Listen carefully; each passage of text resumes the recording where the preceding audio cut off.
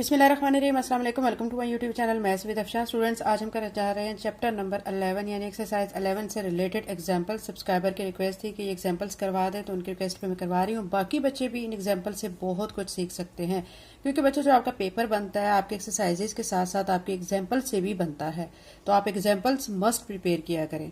अब यहाँ पे आपको जो एग्जाम्पल 1 दी गई है, look at the triangles X Y Z and P Q R. आपको दो ट्राइंगल्स दी गई हैं, ठीक है, एक एक्स वाई जेड दी गई और एक पी क्यू आर दी गई है। वो कह रहे हैं उसमें एक्स वाई जो है 6 सेंटीमीटर है, ये एक्स वाई इसकी लेंथ कितनी है 6 सेंटीमीटर। उसके बाद कह रहे हैं वाई जेड ये साइड है, ठीक है, ये कितनी दी गई 5 सेंटीमीटर। जेड एक्स कितनी दी गई है 2 सेंटीमीटर। और जो दूसरी ट्रायंगल है उसमें क्यू आर आपको दिया गया है, यानी ये क्यू आर आपको कितना दिया गया 5 सेंटीमीटर।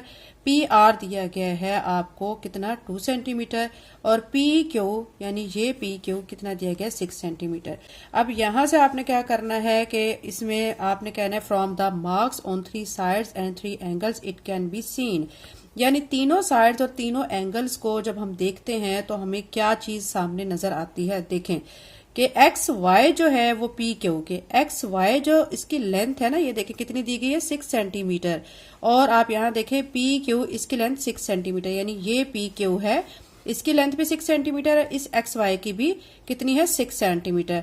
फिर वाई जेड जो ये वाई जेड है और ये किसके इक्वल होगा, आप देख सकते हैं ये क्यू आर के इक्वल होगा, इस क्यू आर के, ठीक है, यानी इसकी लेंथ और इसकी लेंथ इक्वल होंगी। इसी तरह एक्स जेड जो है वो किसके इक्वल होगा, इसकी जो लेंथ है कितनी दी गई है 2 सेंटीमीटर, वो पी आर उसकी भी 2 सेंटीमीटर दी गई, दोनों इक्वल होंगे। अब एंगल आपने देखने, ये तो साइड्स की बात होगी, अब एंगल्स को भी देख लेते हैं।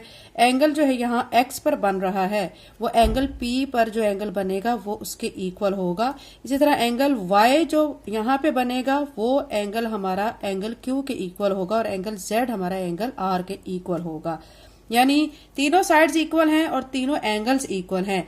ऐसी ट्रायंगल्स देखें, ट्रायंगल एक्स वाई जेड ये कॉन्ग्रुएंट का साइन होता है ट्रायंगल पी क्यू आर, यानी ये दोनों कॉन्ग्रुएंट ट्रायंगल्स हैं, तो इसीलिए फिर क्या कह देंगे कि triangle X Y Z is congruent to triangle P Q R. ये एग्जाम्पल 1 थी। एग्जाम्पल नंबर 2 करते हैं। एग्जाम्पल नंबर 2 में आपको कहा गया look at the quadrilateral A B C D and E F G H. आपने दो कोऑर्डिनेटरल शेप्स को देखना है। ये ए बी सी डी एक कोऑर्डिनेटरल शेप है, दूसरी जो है वो आपको गिवन है ई एफ जी एच।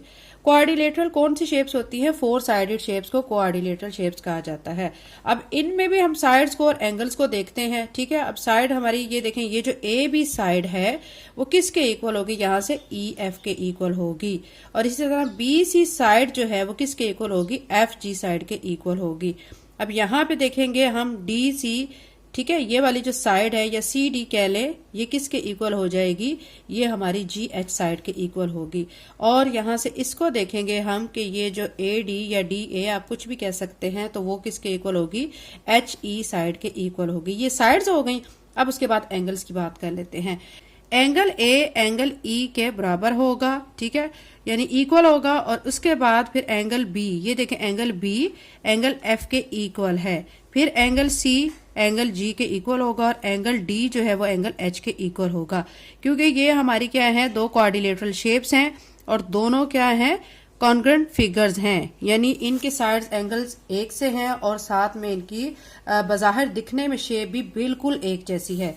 अब ये हमारी हो गई एग्जाम्पल नंबर 2। एग्जाम्पल 3 करते हैं। Example 3, triangle A B C and X Y Z have the following properties. आपने दो ट्राइंगल्स को देखना है, एक ए बी सी ट्राइंगल और दूसरी एक्स वाई जेड ट्राइंगल है।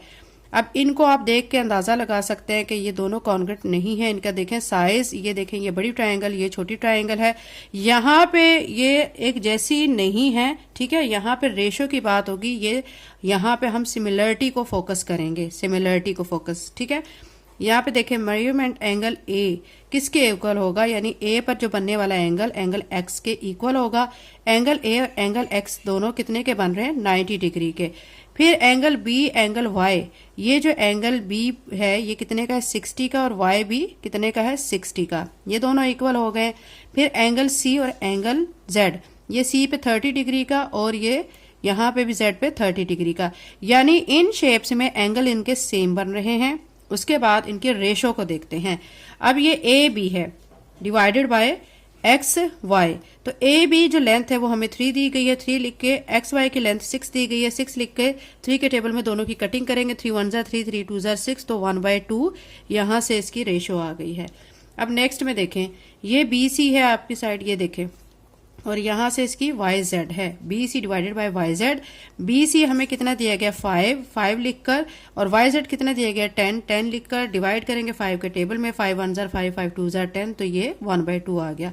अब सी ए डिवाइडेड बाय जेड एक्स से, अब सी ए ये है, ये 4 दिया गया है, और एक्स जेड कितना दिया गया 8 दिया गया है, तो 4/8, 4 के टेबल में कटिंग करेंगे, 4 1 ज़ा 4, 4 2 ज़ा 8, 1/2। यानी ये देखें इनकी जो रेशियो है ना साइड्स की, वो क्या आ रही है, इक्वल आ रही है। ऐसी कंडीशन जिसमें रेशियो जो है वो इक्वल आ रही हो, ठीक है, वो सिमिलरिटी में फिर बात चली जाती है। ये देखिए triangle A B C similar to triangle X Y Z, तो यहाँ पे आप लिख सकते हैं triangle A B C is similar to X Y Z, तो ये फाइनल इसका रिजल्ट आ जाएगा। ये एग्जाम्पल नंबर 3 हो चुके, एग्जाम्पल 4 करते हैं। एग्जाम्पल 4 में आपको एक रेक्टेंगल शेप दी गई है जो कि ए बी सी डी है। इसमें आपने प्रूव करना है कि ये जो ट्राइंगल है, इसमें देखें ये जो डायगोनल ड्रा किया गया है, इसके जरिए यहाँ पे आपके सामने 2 ट्राइंगल्स शो हो रही हैं। एक ये ए बी सी और दूसरी ए सी डी, ये 2 ट्राइंगल्स हैं। आपने ये बताना है कि क्या ये दोनों ट्राइंगल्स क्या हैं, कॉन्ग्रुएंट हैं या नहीं है। तो वो कैसे देखेंगे, वो हम देखते हैं इनकी साइड के हिसाब से। कैसे साइड देखेंगे कि ये जो बी सी साइड है वो देखें किसके इक्वल आ रही है, ए डी साइड के। ये देखें ये बी सी इस ए डी साइड के इक्वल है। फिर ए बी, ये ए बी साइड जो है वो सी डी साइड के इक्वल है। फिर ये ए सी दोनों में है, ठीक है, क्योंकि ये जो ट्राइंगल ए बी सी है इसमें भी ए सी शामिल है और ए सी डी ट्राइंगल इसमें भी ए सी शामिल है, तो ये कॉमन आ जाएगा। तो यहाँ पे आप B C is equal to measurement A D opposite side of rectangle, तो ये आप लिखें, इससे इतना फर्क नहीं पड़ता, बस आपने इस चीज को याद रखना है कि कौन सी साइड इक्वल है और कौन सी नहीं है। लास्ट पे फिर आप लिखेंगे triangle A B C congruent है ट्राइंगल ए डी सी के, ठीक है। तो ये एग्जांपल 4 हो चुके हैं। एग्जांपल 5 में देख लेते हैं। एग्जांपल 5 में आपको दिया गया है in diagram triangle you V W congruent है ट्राइंगल पी क्यू आर के, find the unknown side. 2 triangles आपको दी गई हैं, एक को कहा गया है यू वी डब्ल्यू ट्राइंगल जो कि ये वाली ट्राइंगल है, और दूसरी को कहा गया है ट्राइंगल पी क्यू आर, ठीक है, इस वाली को। अब यहाँ पे देखें यू डब्ल्यू, ये यू डब्ल्यू किसके इक्वल आ रहा है, पी आर के, और ये कितना दोनों की आ रही है साइड 8 सेंटीमीटर, ठीक है। फिर उसके बाद आप देखेंगे ये वी डब्ल्यू और ये क्यू आर, ठीक है, ये दोनों इक्वल हैं और इनकी लेंथ कितनी है 3 सेंटीमीटर। ये हमारी 8 सेंटीमीटर थी, पी आर 8 सेंटीमीटर थी। फिर हमने वी डब्ल्यू देखा 3 सेंटीमीटर है, क्यू आर भी 3 सेंटीमीटर है। अब हमने जो ये अननोन साइड को फाइंड करना है ना, तो जाहिर बात है अगर पी क्यू 6 सेंटीमीटर है तो यू वी भी 6 सेंटीमीटर ही होगा। तो अब हम यहाँ पे लिखेंगे मेजरमेंट यू वी एक्स, ये हमने फाइंड करना है, और पी क्यू हमें गिवन है 6 सेंटीमीटर, तो जाहिर बात है फिर एक्स जो है ये वाली साइड भी हमारी कितने की होगी, 6 सेंटीमीटर की ही होगी, क्योंकि ये वाली साइड 6 सेंटीमीटर की है तो ये भी 6 सेंटीमीटर की होगी। एग्जाम्पल 5 हो चुके, एग्जाम्पल 6 करते हैं।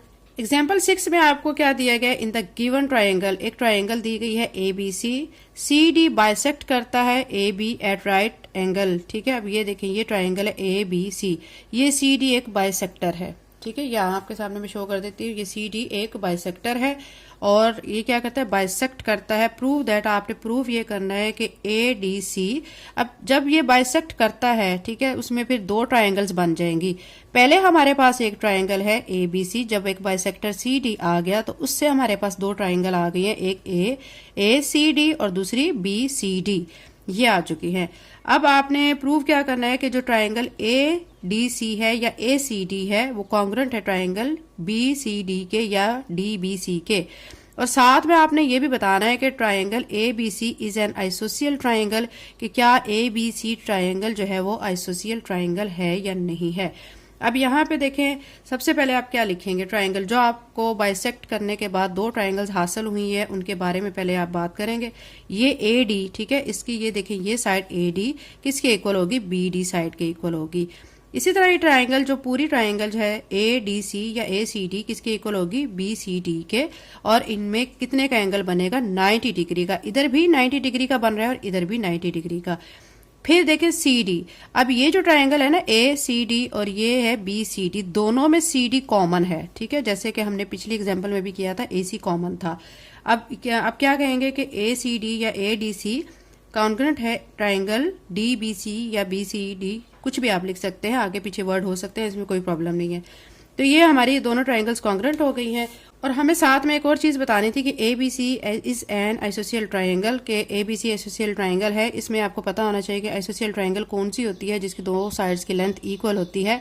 तो ये देखें ये ए बी सी, ठीक है, तो इसमें ये देखें दो साइड्स की लेंथ इक्वल है, तो ये हमारी क्या होगी आइसोसियल ट्रायंगल।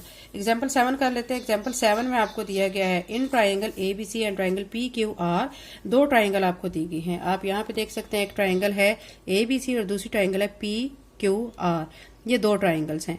इसमें आपने किस चीज को मेजर करना है, आपको जो बताया गया पहले आप उस चीज पे फोकस कर लें कि आपको बताया क्या क्या गया है। ए सी बताया गया है कि वो किसके इक्वल है, पी आर के, यानी ये ए सी पी आर के इक्वल है।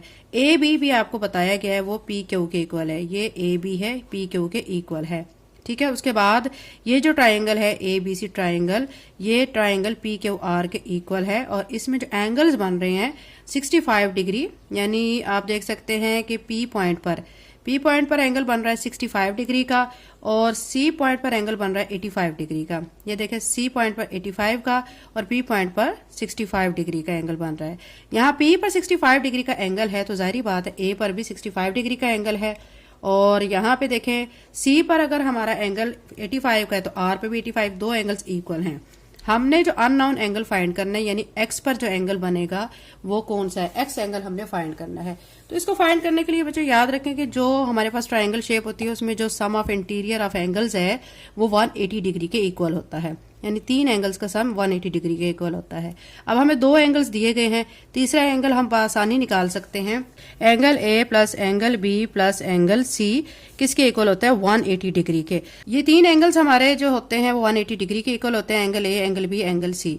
चूंकि हमने पी क्यू आर ट्राइंगल में एक्स एंगल को फाइंड करना है तो अब यहाँ इसके हिसाब से हम यहाँ पे angle P plus angle Q plus angle R लिख लेंगे और इसको इक्वल टू 180 डिग्री करेंगे।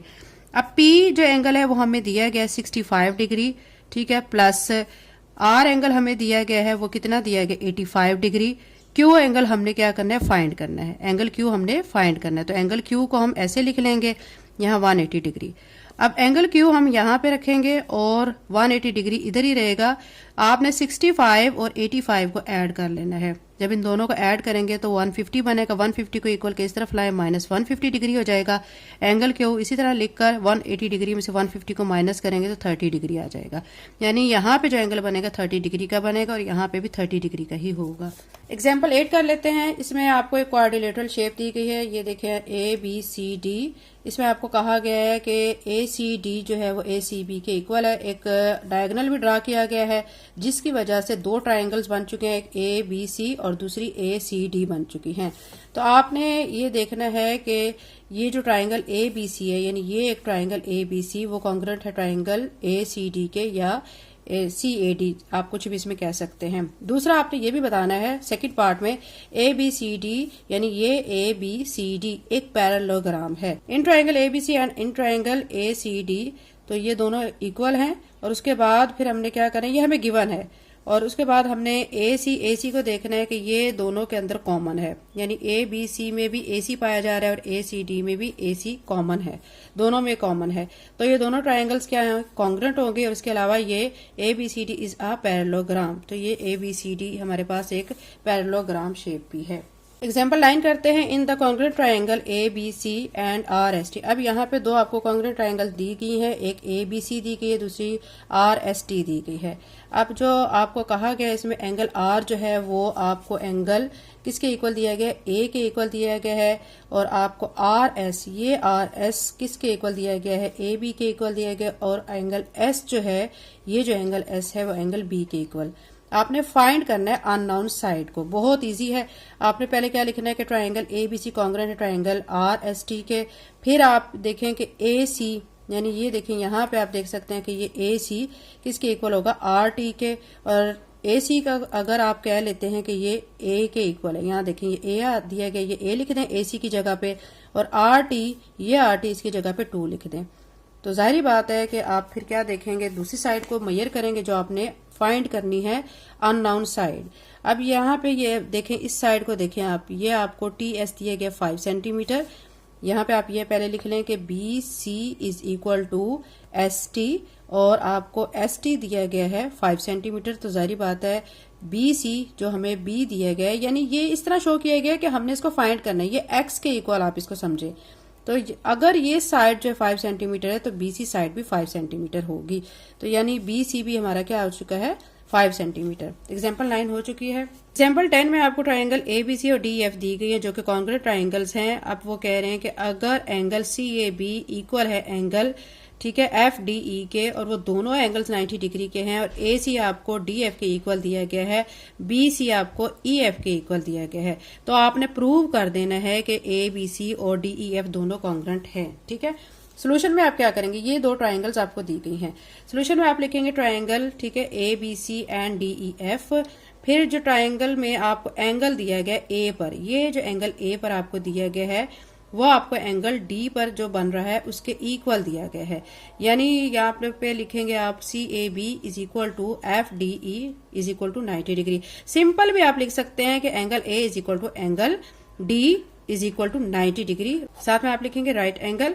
फिर A C is equal to D F, यानी ये ए सी डी एफ के इक्वल है, और बी सी ये बी सी ई एफ के इक्वल है। तो जाहिर बात है अब हमारी साइड्स तीनों इक्वल आ गई हैं, और हम इसको क्या कह सकते हैं कि ये कॉन्ग्रुएंट ट्राइंगल है। तो triangle A B C congruent triangle D E F के।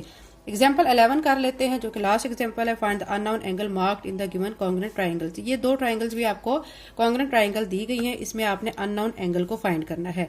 तो एंगल पी, ये जो एंगल पी है, ठीक है, एंगल एक्स के इक्वल है, और जाहिर बात है ये देखें आप 90 डिग्री का एंगल बन रहा है जिसको राइट एंगल कहा जाता है। फिर आपने देखना है कि आपको साइड दी गई क्यू आर, ये जो क्यू आर है साइड, ठीक है, ये क्यू आर किसके इक्वल होगी, वाई जेड के इक्वल होगी।